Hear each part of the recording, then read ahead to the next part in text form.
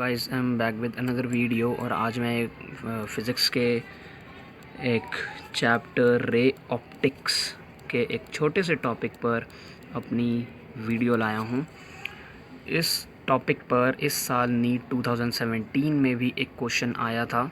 So guys इसीलिए मैंने ये वीडियो आज बनाई है। सो गाइस सपोज़ आपके पास एक मिरर गिवन है आपको, एंड इस मिरर पर एक रे इंसिडेंट होती है और वो रिफ्लेक्ट हो जाती है किसी एंगल पर।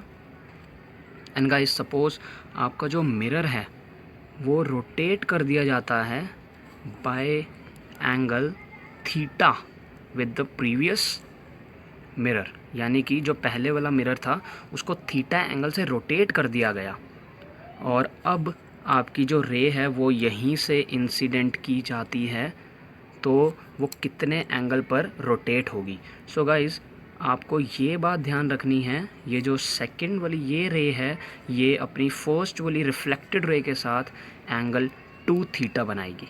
दैट मीन्स कि अगर मैं मिरर को थीटा एंगल से रोटेट कर देता हूँ तो जो रिफ्लेक्टेड रे है वो 2 थीटा एंगल से चेंज हो जाएगी या अपना पाथ चेंज कर लेगी या रोटेट हो जाएगी। सो गाइज़ इसी टॉपिक पर एक क्वेश्चन आया है इस बार नीट में। So guys you can see here is the question जो कि इस बार नीट 2017 में आया है। सो गाइज़ क्वेश्चन कहता है कि आपका एक सोर्स L है, सपोज़ मैंने यहाँ पे सोर्स L बना दिया एंड एक मिरर रखा हुआ है जो कि सोर्स L से x डिस्टेंस की दूरी पर है। एंड गाइस यहाँ से एक रे इंसिडेंट होती है जो कि परपेंडिकुलर है इस मिरर के।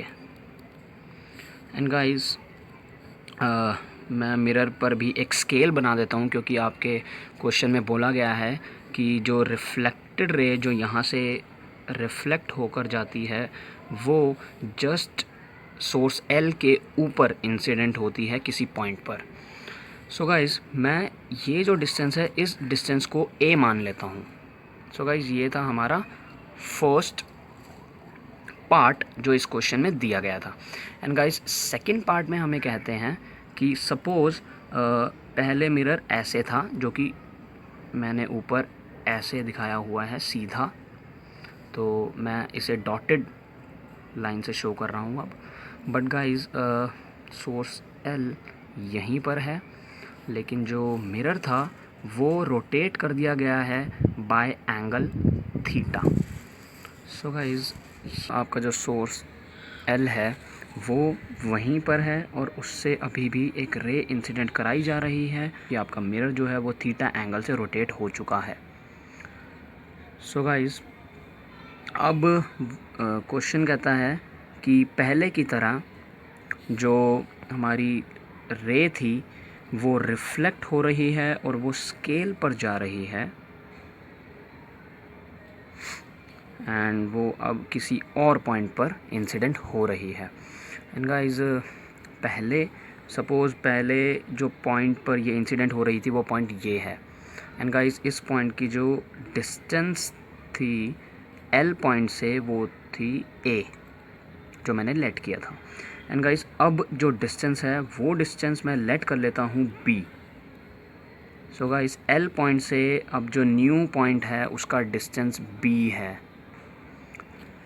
सो गाइस क्वेश्चन एक इम्पॉर्टेंट चीज़ यहाँ पर हमें बताता है कि जो फर्स्ट पॉइंट था जहाँ पर पहले लाइट इंसिडेंट हो रही थी रिफ्लेक्ट होने के बाद, एंड जो अब सेकंड पॉइंट है जहाँ पर लाइट इंसिडेंट हो रही है रिफ्लेक्ट होने के बाद, ये वाला सेकंड पॉइंट, इन दोनों के बीच में जो डिस्टेंस है वो है y।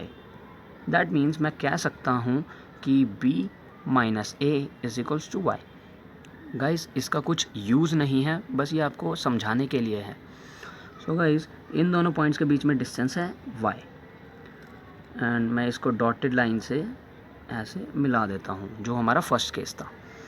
एंड गाइस मैंने आपको बताया कि जब भी मिरर को रोटेट किया जाता है बाय एंगल थीटा तो जो रिफ्लेक्टेड रे होती है वो 2 थीटा एंगल से रोटेट कर जाती है या मूव कर जाती है।